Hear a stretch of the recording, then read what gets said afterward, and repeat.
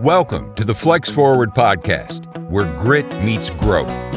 With your host, Nic Espanet, bringing you stories of resilience, reinvention, and the real climb to success.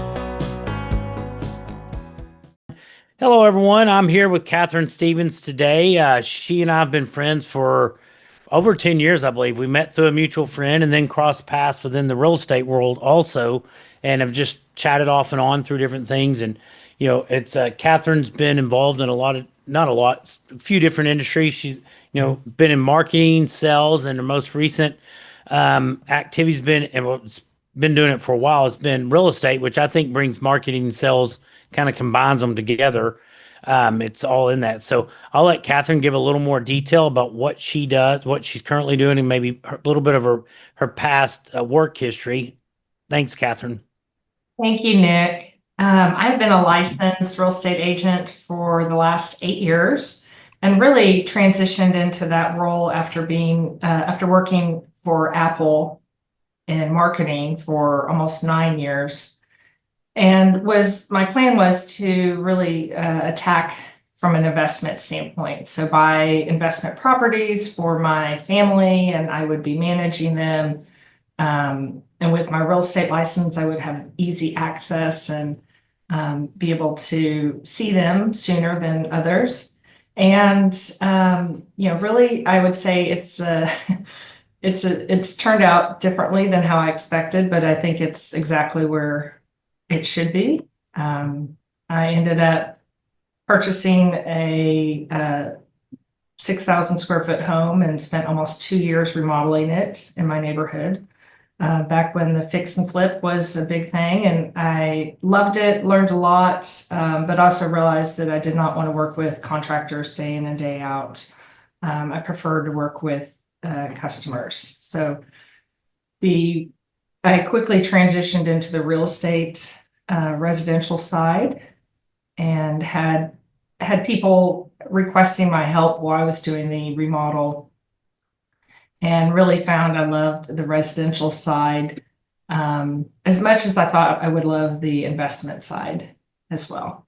Well, that's awesome that you're able to pivot. And who knows, maybe that I think you called it the big giant flip or something along those lines. But that may have been marketing to help you get future customers. I know you were out promoting that some and probably learned a ton from it, correct? I did. I learned a ton about the construction process, just what it takes to invest and have a project for that long with the holding costs. And, of course, the pandemic started towards the end of my project, but thankfully at that point it was on the market and I was able to get it sold by thank goodness, fall of 2020. But at that time there was just a big pause in the real estate market. So I'm fortunate to have gained experience, and I think the house looks fabulous. It's in my neighborhood and I still walk by it all the time. Yeah, that's neat. I'm glad it was successsul that you didn't have to walk by it and go like, oh no. I know. Challenge, but that's great. Well, and that's you kind of the mindset of things happen for us, not to us. So yes, there might have been a lot of challenges through that, but it sounds like you grew a lot in that time also. I did, and I also realized that I enjoyed, I did not necessarily want a 2-year project.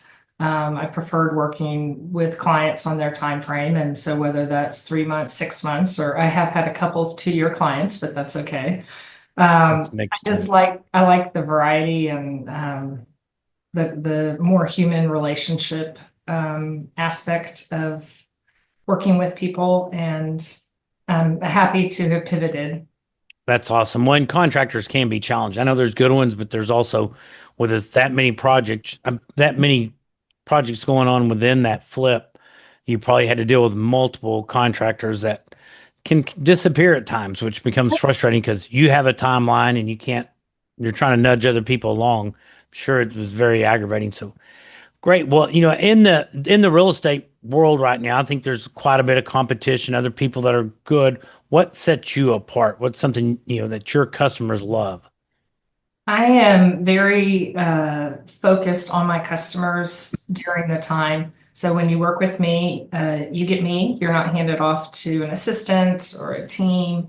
And I'd rather work with just a couple of different clients at one time and be able to provide that personal service versus overseeing and managing people. And I have done that a lot in my corporate career.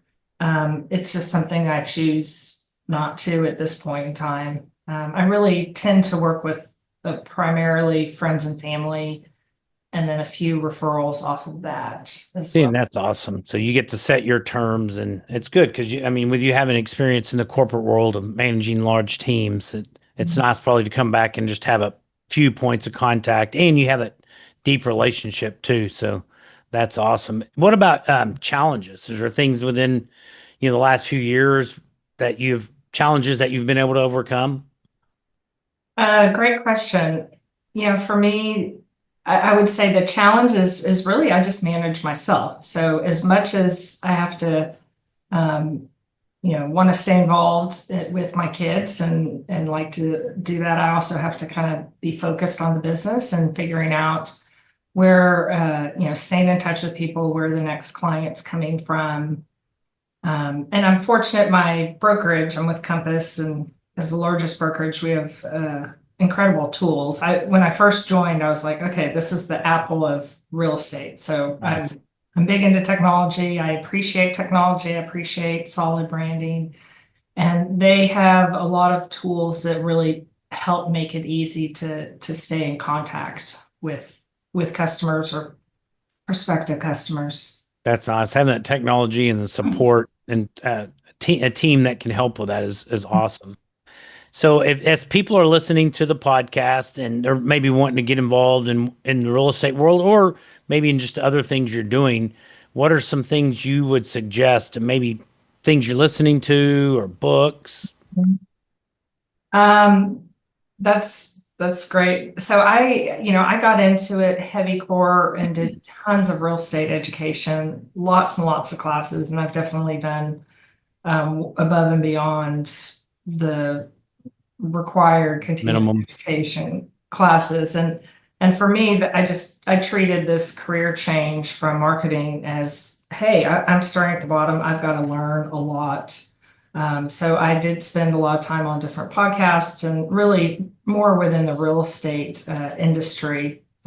Champions Real Estate School had great programs. Okay. And I preferred to not just do online. I like to be in a classroom setting or at least a live classroom setting, because the question that someone else asks is probably the question that I don't even know to ask. Oh yeah. And Good point.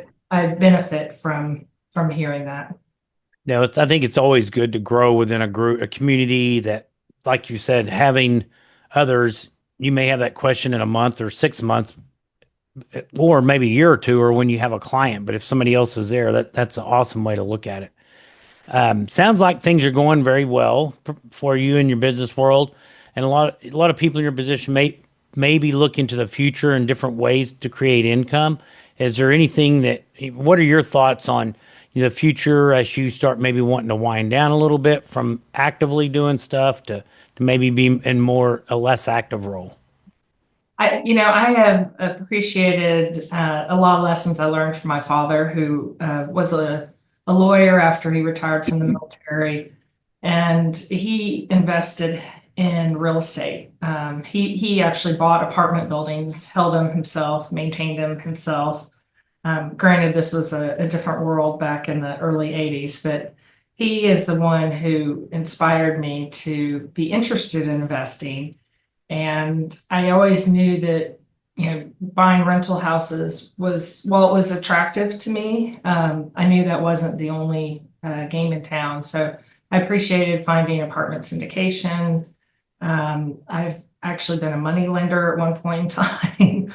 I've touched a couple of different other types of investments that I wouldn't have ever been exposed to, but I think having variety and trying different things and not just be put all your eggs in one basket is really the approach that I look towards. Great stuff. That's similar. You probably know my story that Sonny, my wife's dad, had a small apartment complex, and that's what got us kind of down that path. And he is 80 and still running his own property.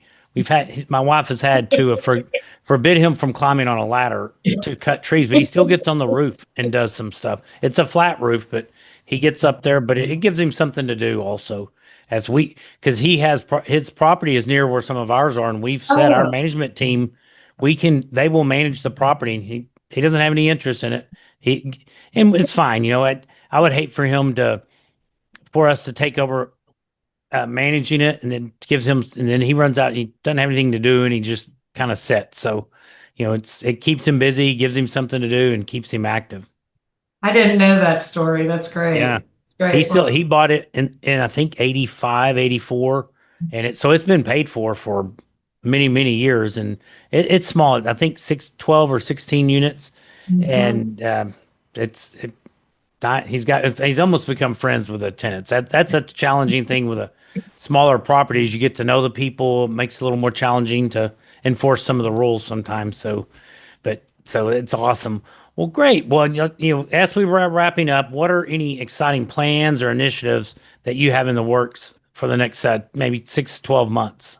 I will just say on a personal level, I'm really excited. We're taking my soon-to-be 84-year-old father-in-law to France this summer. He has never been and has always wanted to go see and visit Normandy. He's a big World War II history buff. So awesome. I happily raised my hand within the family, and chaperone.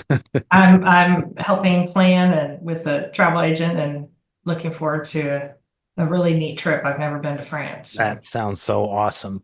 Well, Kathryn, thank you so much for your time today and sharing your insights and tips with us. If people wanted to connect with you potentially for as a real estate agent or just any follow up with you, what's the best way they can do that? Probably by phone is very easiest. Okay. And if you want to share your number or okay. It's 512-775-5740. Awesome. How about your LinkedIn? Are you okay with people? Oh, absolutely. I'm on LinkedIn, Facebook, Instagram. Awesome. I'm not the most active social media person. It's always a challenge for me, but I fall in the same boat. I'm trying to be more active, and it's Kathryn with a K, Kathryn, right? Correct. Okay, perfect. Thanks for listening to the Flex Forward podcast. If you've got grit, growth, and a great story, visit flexforwardpodcast.com/guest to apply and join us on the show.